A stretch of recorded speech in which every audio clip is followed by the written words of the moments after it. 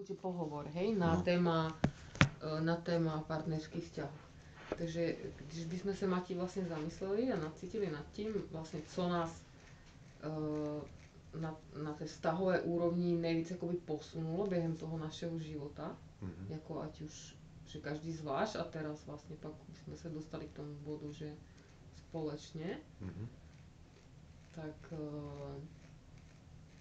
co bylo takové nejdůležitější, nebo co vlastně byly takový body, kde si jako uvědomujeme, že takový ten jakoby velký posun nastal, anebo začaly ty posuny, anebo to uvědomění, nebo jo?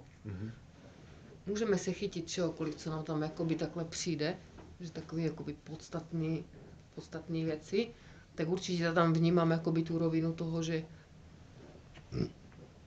samozřejmě, že člověk, aby nějakým způsobem jako žil, aby žil vlastně zdravý vztahy a měl vlastně v rovnováze i to přijímání a dávání v té mužsko-ženské rovině, tak je vlastně potřeba, aby nějaký čas strávil sám. To je za mě, hej. Takže mě vlastně na mojí cestě jakoby neskutečně velmi pomohlo během mých let vlastně nějakého seberozvoje a poznávání sebe sama. Mi velmi pomohlo vlastně pobyty v tichu, sama se sebou, vlastně uvědomování si přítomnosti a vracení se do přítomnosti každý den, do toho přítomného okamžiku a do vlastně vnímání všeho, každého kroku, které jakoby dělám, tak že tam plně, aby tam šla ta pozornost. A vlastně tím, že jsem žila opravdu spoustu let sama v přírodě, v lesích, bylo to opravdu na jako spoustu let. Tohleto jsem praktikovala nebo žila jsem to, tak se mi to vlastně stalo denním chlebem a v podstatě mě to silně ukotvovalo a ve spoustě věcech, ve spoustě jako uvědoměních, ve spoustě jakoby nalezení mých vnitřních vlastních jakoby hodnot, v důvěře v sebe sama, v tom, v čem jsem dobrá, kde jsou moje dary, co můžu jakoby já vlastně přinášet tomu světu skrze ty moje zkušenosti, vhledy, nápady, jo, a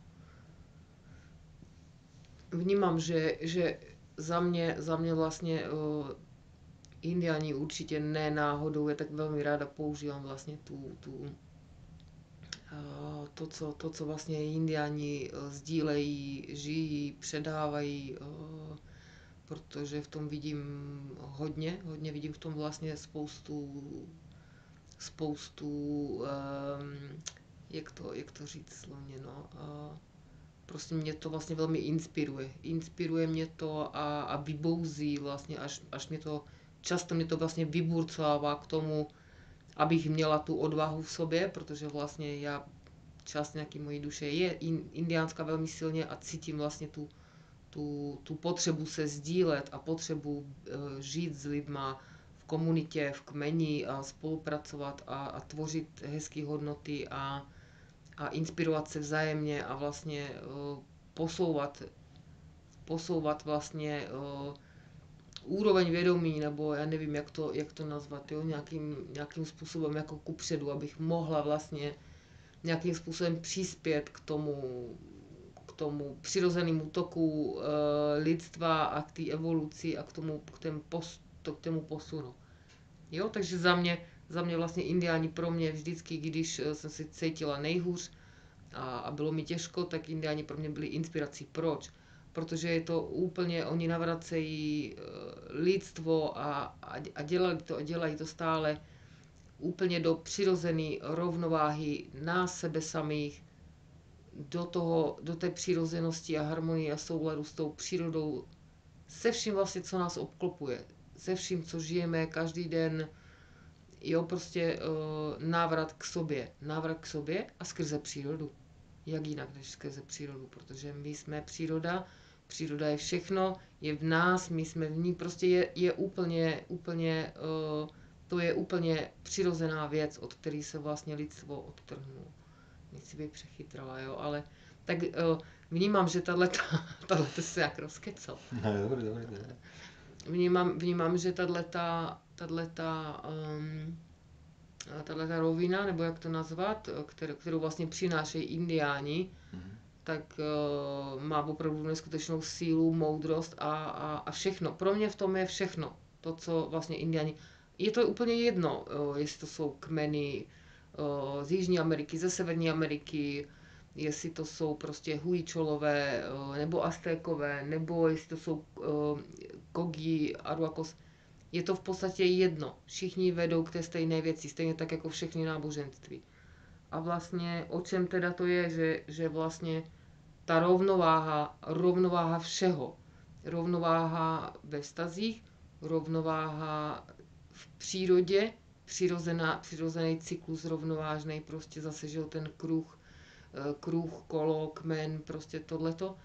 A vlastně teda, jak se navrátit té rovnováze skrze přírodu za mě jedině a skrze to, že budeme vytvářet nové vztahy. Jak můžeme vytvářet nové vztahy, když uzdravíme sami sebe primárně, a pak si můžeme přitáhnout i přirozeně partnera, který, protože už si popracujeme témata, které jsou důležité, aby jsme se my mohli posunout blíž k sobě, bez očekávání, bez hodnocení druhého a útočení na druhého, že on za to mohl kdosi, cosi. To je jedno, v tom to už jakoby víme, že to není potřeba se v tom moc jako nímrat. No a vlastně za mě jako, jestli si v obě duše vždycky přála prostě partnera, který by vedle mě stál, který by mě podporoval tak, jak já potřebuju, který by mě dokázal ochránit a dát pocit bezpečí a vedle kterého bych se opravdu cítila bezpečně, dobře, láskyplně, prostě vyživená s tím vším, co jako potřebuju a od toho muže. Zároveň tím pádem já můžu tomu muži dát to, co zase on potřebuje a nějak ho jakoby víst k tomu jeho božství, který tam přirozeně má, že jo. A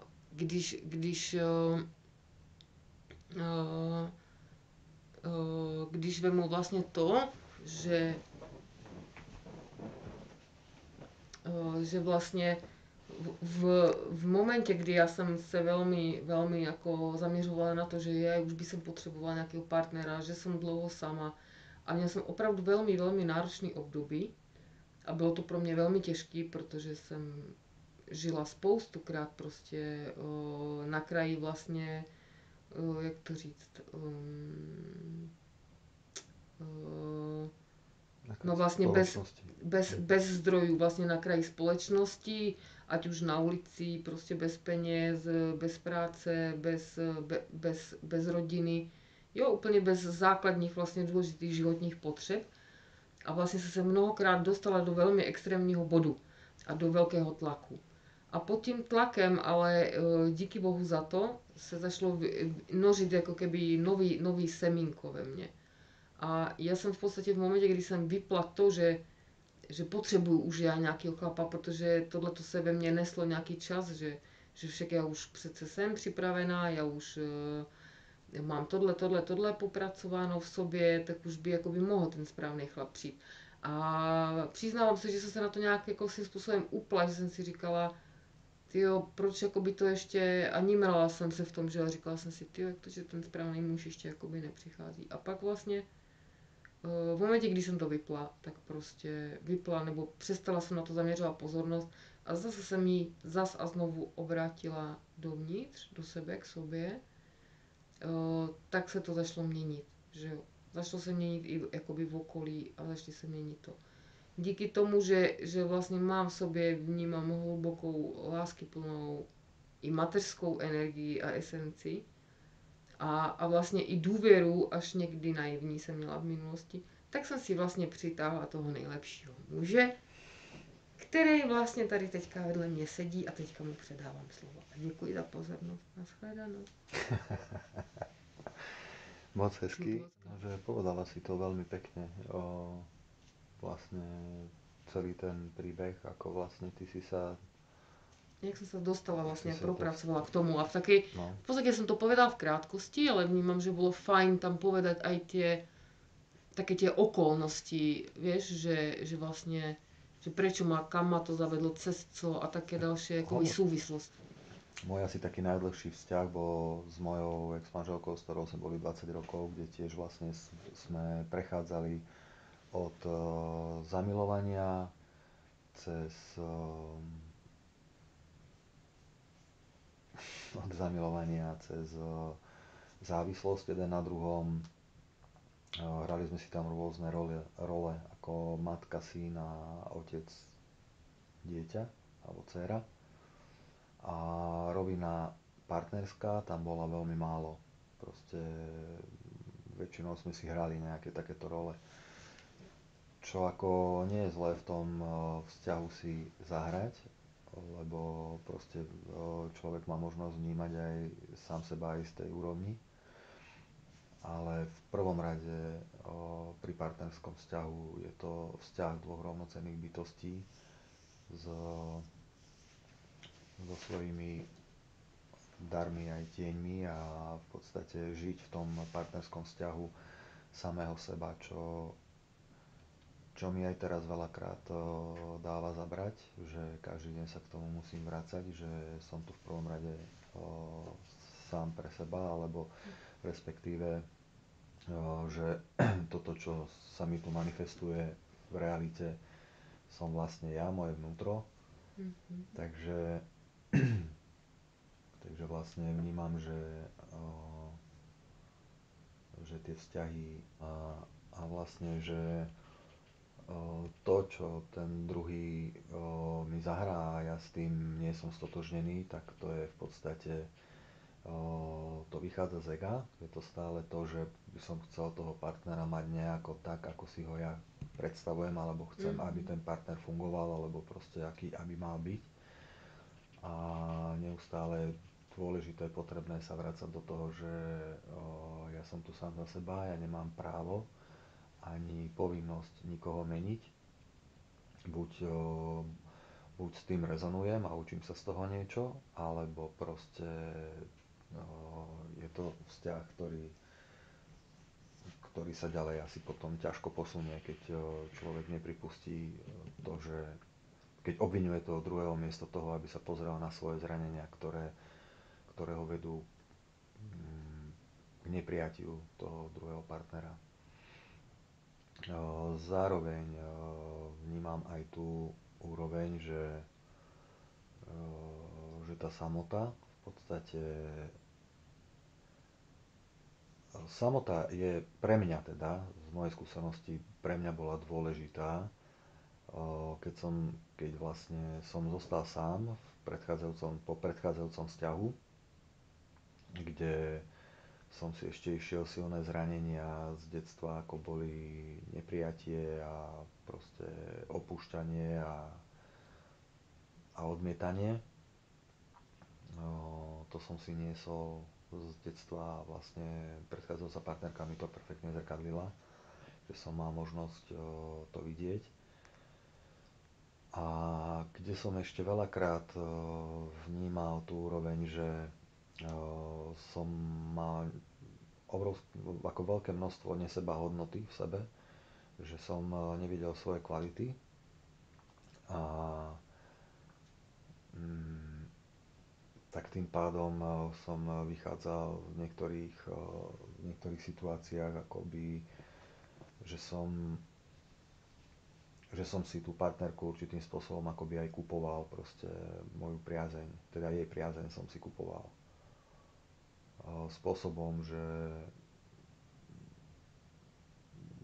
vlastne nebolo to zdravé z tej strany, že dávanie, príjmanie v tom partnerskom vzťahu, kde ja som bol ten, čo možno percentuálne alebo pomerovo 80 k 20, čo som dával a čo som vlastne z toho vzťahu v úvodzovkách ako dostával alebo čo dávala tá partnerka do toho vzťahu. No a ukázalo sa to tým, že som vlastne vyhorel.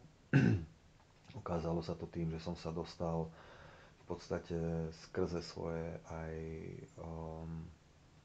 ako finančné možnosti že vlastne nebolo to udržateľné, takže to, že sme sa rozišli, to bola tá najlepšia cesta k tomu, ako som sa nedostal úplne, že proste do nejakých finančných prúserov.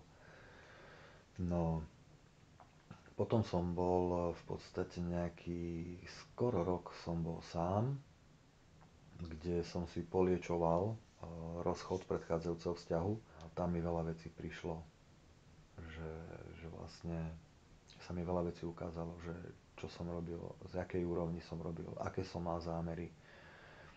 No, to by som tiež chcel vypichnúť, že v tom vzťahu, a nie len vzťahu k druhému človeku, ale vo všeobecnosti vo vzťahoch k sebe, k prírode, k čomukoľvek, sú zámery proste na prvom mieste, tá čistota toho zámeru a v podstate pravda, ako nič viac ako pravda neexistuje, lebo to všetko je len ohýbanie reality, ohýbanie vesmíru, ktoré jednoznačne sa ukáže skôr či neskôr.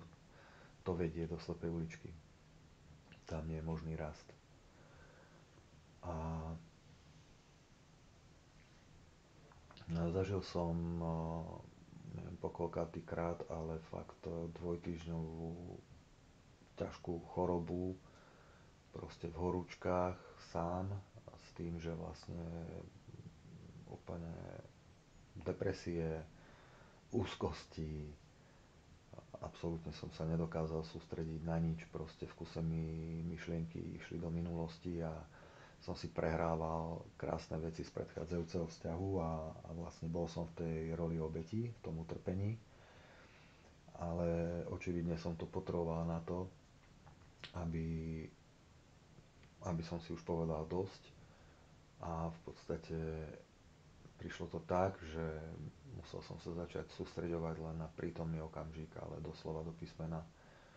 Každú jednu činnosť, ktorú som vykonával, som musel byť v tej prítomnosti, v plnej prítomnosti, v plnom vedomí toho, čo robím, v uvedomovaní si toho, čo je, absolútne som nemohol sa pozerať do budúcna, alebo do minulosti, lebo proste znova som padal späť do toho bahna a veľmi ťažko sa potom človek z toho dostával do rovnováhy. No, uvedomil som si veľa vecí, ako som fungoval v predchádzajúcom alebo v predchádzajúcich vzťahoch a, a v podstate tiež som mal podobné obdobie ako ty, Andrejka, že som si hovoril, že veď už som pripravený, veď som zažil také veci, veď proste už, kedy už príde tá správna partnerka. Išiel som si to dať vyveštiť kartárke, že proste, že a Nevedel som, že si pritiahne na takúto čarodejnicu. no a ako ja som to vedel?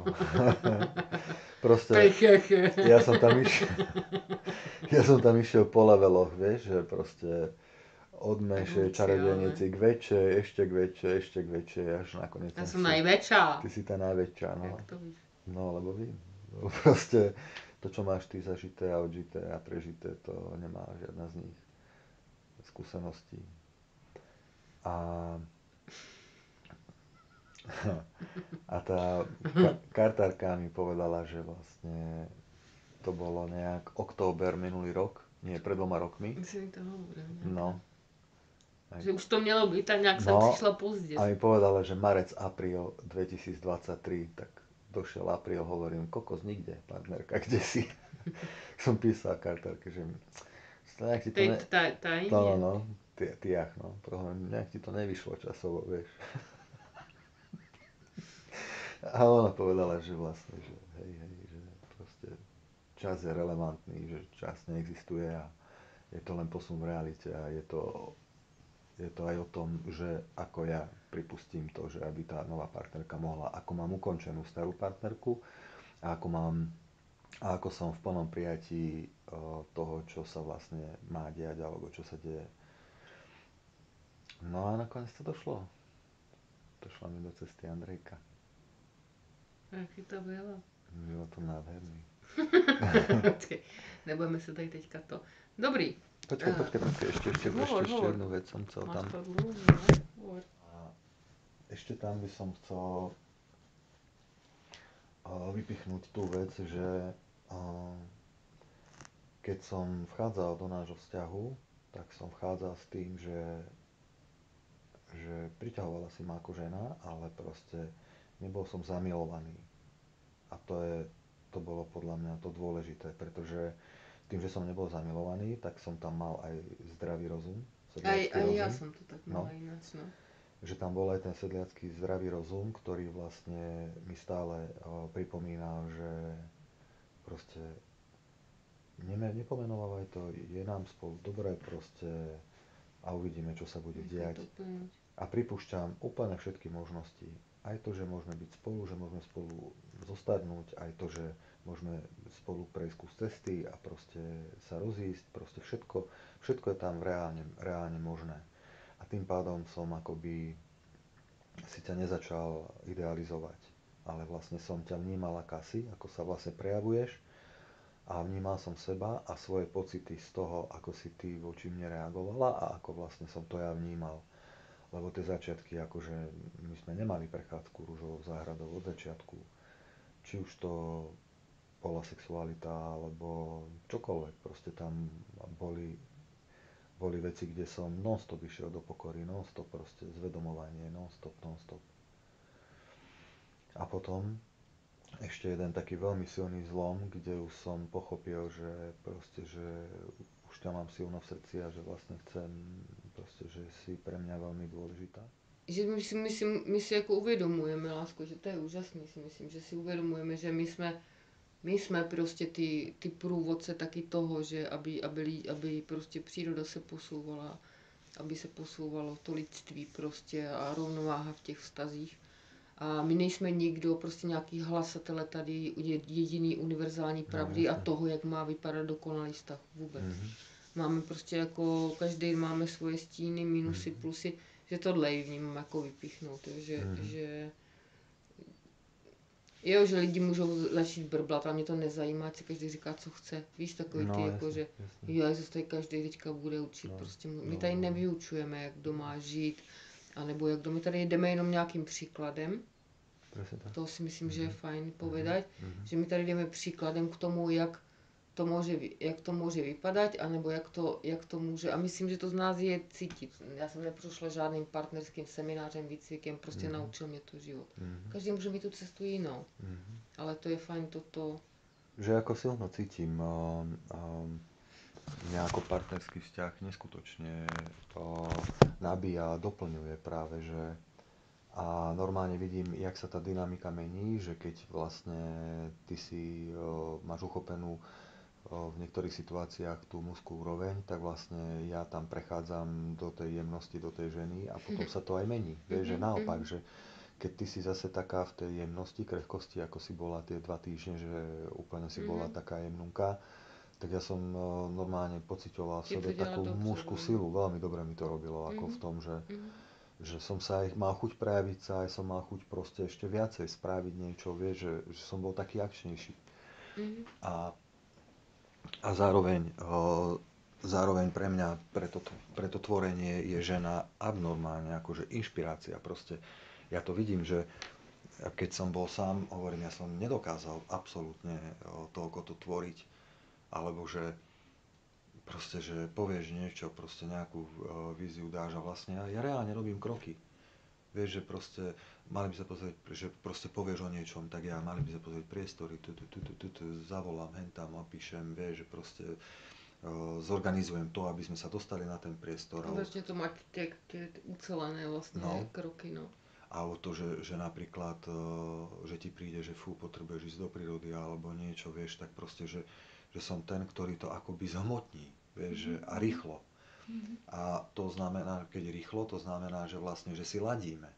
Lebo že nie sú tam prekážky, že proste povieš niečo, ja to naberem od teba, preberem to od teba a mne tam dojdú tieto a bum, a už to je poriešené, vieš. Už tam nemám obavy s tým, že teraz sa idem sa ho pýtať a teraz čo, Míňo, požičaš chatu, nepožičaš. Proste idem a hotovo, vieš, že som taký suverénnejší v tomto. No jasně, no. Úplne. Tak protože máme tu vzájemnou podporu, že jo, No. v tom vztahu, jakoby, že si to jakoby dáváme vzájemně, že jo. A i to, že další rovina toho, že keď a velmi ma to baví, že jo, ta rovina například toho domova, že jo. No, A to je jako úžasné prostě. Jako vnímám, že To je, když už je ten muž fakt nějak na cestě prostě a vnímá sebe, vnímá svoje hodnoty, vnímá svoji energii a svoje potřeby, tak jedna z jeho potřeb je to, že když se vrátí domů z cest, z práce, odkaďkoliv, tak prostě chce přijít do té náruče té ženy, nejenom jakoby fyzicky, ale myslím do toho domova opravdového. Vrátit se do takového chrámu, který je opečovaný, který je útulný, který je vyživený, který je krásný, kde je příjemná, usmívající se žena, která prostě běhá okolo sporáků, anebo tančí, anebo prostě zpívá, nebo prostě ho obejme, že jo. Dá mu hubana. Áno, áno, toto je veľmi pekne si to povedala, že vlastne tá žena presvietí ten priestor. Ja sa veľmi teším z práce, keď aj prídem domov, že to všetko, ako to tam máme a ako si to tam porobila, ako si to tam presvetlila a tú tvoju energiu, ktorá je v tom.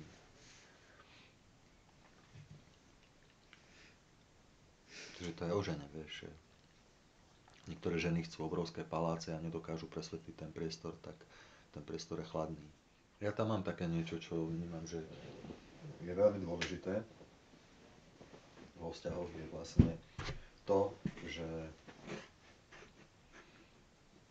nebrať druhého ako samozrejmosť, to je veľmi dôležitá vec, tým pádom v podstate každý na tom vzťahu určitým spôsobom pracuje. Že vzťah je dôležité, aby nestagnoval, aby nestal na jednej úrovni. Lebo všetko, čo stojí, je vlastne mŕtve. A všetko, čo sa niekde posúva, je živé. A aby bol vzťah živý, aby bol vzťah živý, tak je nutné ho opečovávať, ako pracovať na ňom. To mi tam ako nahrává na to, že by som rada povedala, že vlastne, že je stále dôležitý, ja to tak ako žijú tohleto, že si to akoby uvedomujú, niekedy na to zapomenú, keď sa príliš ponorím do nejakých svých procesov, tak že vlastne, že jak my sme cyklickí, nebo žena je cyklická, príroda proste vzniká, roste, bují, plyne, zaniká, jo, že život vlastne furt se rodí a furt umí, jakože tam je ten cyklus, jo, toho zrození a té smrti. A je to úplně přirozený.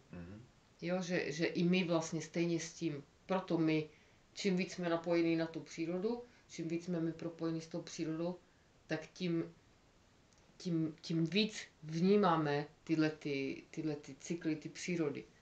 Jo, že takový příklad, že prostě, že teďka je jaro a teďka lidi přirozeně ty, kteří jsou víc spojení sami se sebou, se svým vnitřním vedením, tak mají potřebu tvořit. Jo, ne každýho to pustí, protože tam ještě někdo má nějaký témata, který třeba to tam není z čistého úplně záměru, jo, a když třeba ten člověk si to neuvědomuje hnedka, nebo mu tam můžou být jiný důvody, že jo. Ale že je fajn vlastně, nebo vnímám, jako já to vnímám jako takovou potřebu a určitě to zase každý může mít osobitně trošku jinak, jo, že já nevím, já jsem třeba osobně spoustu let mě to nedovolovalo tvořit, protože jsem měla tak silný a hluboký procesy a prostě svoje vnitřní témata, že jsem prostě nechodila do žádných kruhů a nechodila jsem na žádný festivaly a styděla jsem se za sebe a prostě jsem nechodila. Jo? A teďka cítím už nějakou dobu, že to na mě nějaký čas, že už to na mě začíná jakoby tlačit, že už seš připravená, už jako běž ven. Ono tohleto jakoby nějaký čas, jo, ale furt to tak nějak jakoby, jak kdyby nešlo.